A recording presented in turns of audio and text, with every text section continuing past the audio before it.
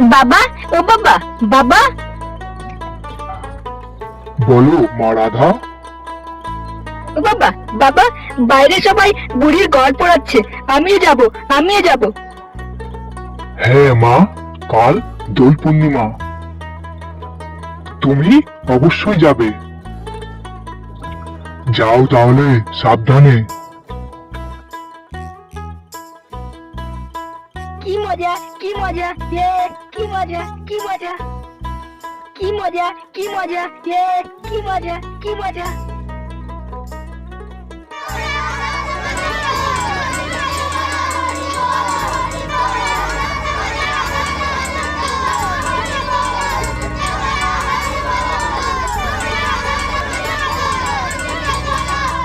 নমস্কার তোমাদের সবাইকে, শুভ দোল পূর্ণিমা।